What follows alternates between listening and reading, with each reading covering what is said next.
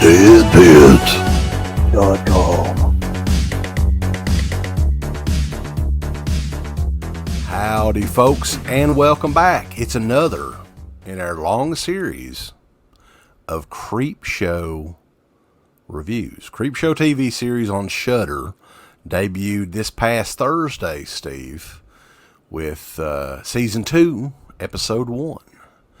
And we're going to talk about it. We're going to try to do, I don't know how many episodes are in this season.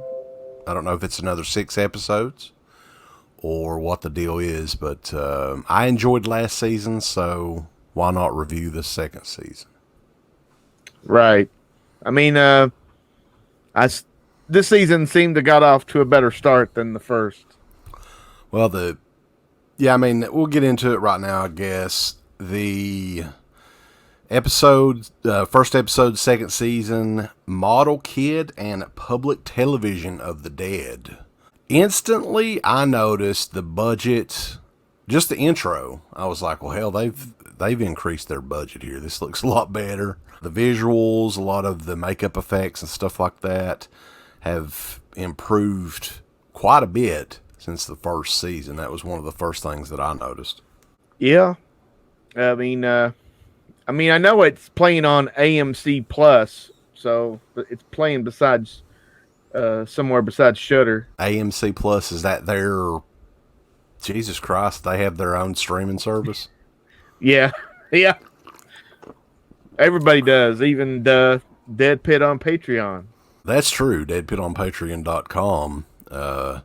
At some point in the near future, we're going to offer DVD quality DEADPIT on the Road episodes eventually at some point. Crazy. But let's go ahead and get into the show. First episode, both of these episodes are directed by Gregory Nicotero, the N in K&B effects. I gotta say, I mean, so far, I'm interested in seeing what else he does. Maybe they can let him direct a mainstream film at some point in the future, because I think with both of these he did a pretty daggone good job. We've met Greg. He's a good guy. He chatted with me on AOL Instant Messenger years ago and said he didn't have time to do an interview with us, but it's all good.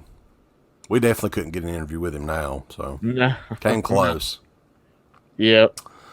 The first one, though, Model Kid, is probably my favorite of the two if I were to have to pick. This one is set in sometime in the 70s. I think it's early 70s. Yeah, I think 72 maybe. Maybe you can relate a little bit to this kid. You might be around his age.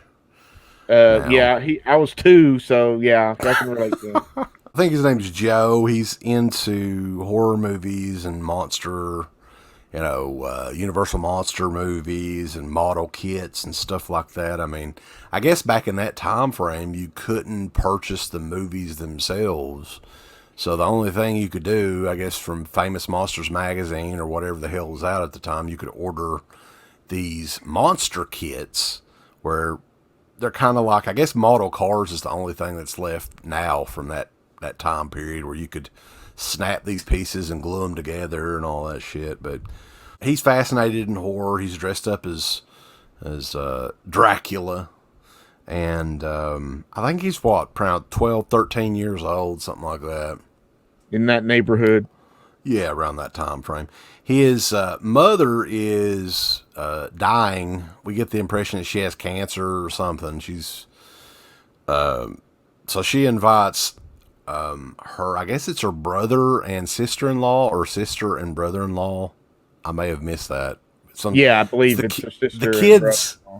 Okay, the sister and the brother-in-law, the kids' aunt and uncle, to help with with her and raising the little Joey.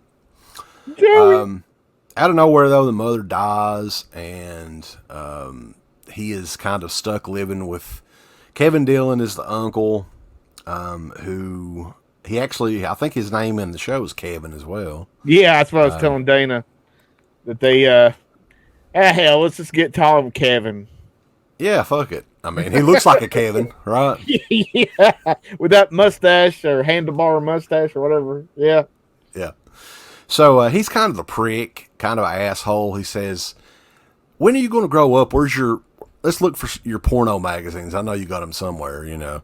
And he's kind of an asshole character. I almost thought this was a play off of Tom Atkins' character in the original Creepshow, kind of. You know, a little bit of it's kind of the wraparound story in the original Creepshow with Tom Atkins and Stephen King's son. What was his name? Joe Hill? Same guy. Yes. Yes.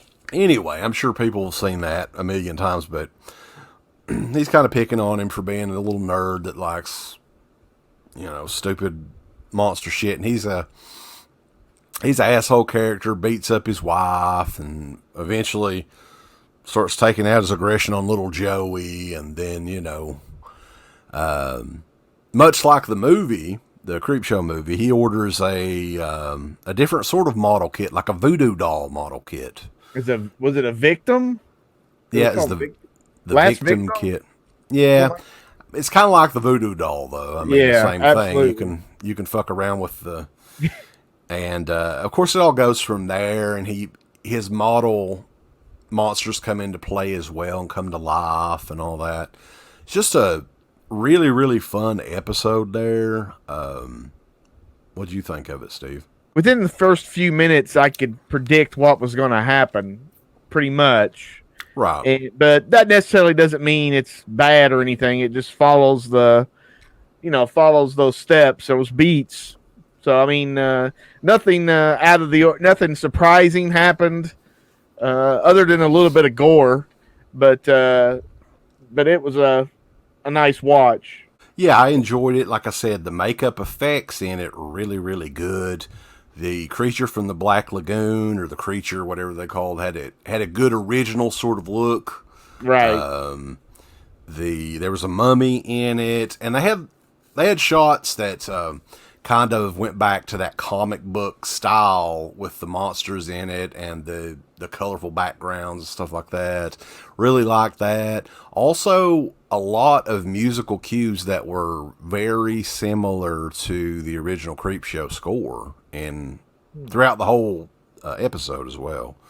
So I think one thing that they definitely started to do a little bit with the second season, and maybe we'll see it in more episodes, is it kind of harkens back to the original movie, and it feels more like Creepshow, at least in this episode, I thought. Yeah, I mean, like I say, I remember the first episode of the first season, and it was kind of iffy to me that this one seemed like they, I don't know if it was this Nicotero or better stories. Something clicked a lot better. Mm-hmm. So, yeah, I mean, I think we both enjoyed it. Model Kid was that one again. Next episode, now these, if you're not familiar with the Creepshow TV show, they are right at an hour, or close to an hour, 2 episodes per, 2 stories per episode, I guess. And the second one is pretty cool, too, I gotta say. I mean, it was kind of, there's a lot of stuff, again, that they had nods to in this one. This one was called Public Television of the Dead. And when I first heard it was set in Pittsburgh, I was like, holy shit, I can't wait. Because anybody that knows, right, public television, Pittsburgh, Mr. Rogers' Neighborhood, everyone should know that. In addition to, and you got Of the Dead in there, Pittsburgh, Romero, all that. So I'm like, this is going to be fun. Romero worked on, I think, Mr. Rogers, didn't he? I believe so, yeah, some of the early episodes. Right. Yeah. They never had Romero on, though. I don't think he was ever on an episode. No. That would be cool, but yeah, I can. It would be fun if Mr. Rogers went to like the set of Dawn of the Dead and they were just talking how fake it is, and then here comes Tom Savini with the machete zombie or something. Yeah, and he would be like, "We just want to show all the children out there that this is just make believe." But yeah, I mean, you get that instantly. It's again set in the 70s, I think, 70s or 80s. early The 80s. the clothing and the hairstyles and everything led it to believe the 70s. So the most popular show, and it's kind of like a play off of what was it, Lamb Chop Sing Along or something like Something like that. yeah. It's Mrs. Bookberry, I think was her name, and she's the most popular show. The guy that's been there the longest, kind of like a Bob Ross knockoff, and he's been there the longest. Really calm person, you know. He was also a Vietnam veteran, I think they said. He was a war veteran of some sort. Right. And he yes, that was I guess he was very sedated. Yeah, Norm Roberts, I think it's The Art of Painting or something like that was the name of the show. It's totally a play off of, I mean, there's no mistake in it, really. No. So, Mrs. Bookberry's a total gimmick. She's a bitch. She's like, fuck it, I don't care, whatever.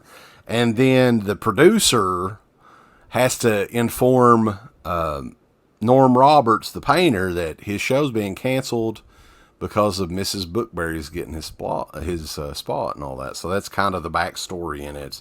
And then they have another little show that's kind of a spoof off of Antique Roadshow.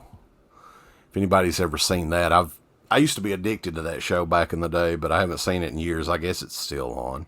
I think they have a whole channel of it on Pluto. Okay. So, yeah, kind of a precursor to Pawn Stars, I guess.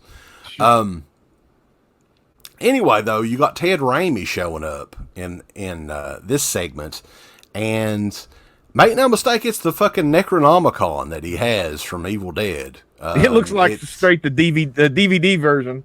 Yeah, I mean, it's kind of, I don't know if Tom Sullivan designed it or anything. That definitely looked like there's kind of artwork and stuff inside of it. It did, yeah. I mean, it did look like kind of an updated version, but they probably just quickly threw it together. I don't know. Maybe Greg Nicotero made it. I'm not sure. But anyway, I mean, from there, at that point, it is basically Evil Dead. I mean, the zombies are deadites, clearly. They have that look. Right. And then it's kind of the painter, the producer, and I think it was one of the producers for the Art of Painting show. They're kind of, fighting off the deadites in it, and it's a lot of fun too. I actually enjoyed this episode as well. It's kind of crazy, kind of the chaos comes totally out of nowhere, but I enjoyed this one too. I mean, as far as I gotta say, season 2, episode 1, this may be the best episode overall of any of the Creepshow TV shows.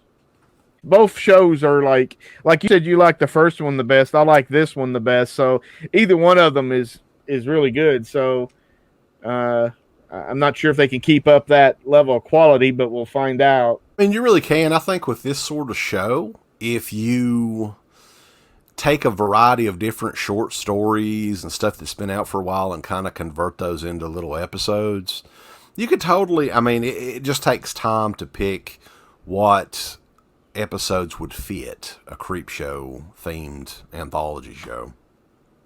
So right, you got to get the right tone and everything down for this type of episode, or for this type of show. And versus something else. I do like the aspect that at least both of these episodes here were retro. They were set in like the 70s or early 80s or whatever. So we'll see. I mean, they're doing, next episode comes out Thursday.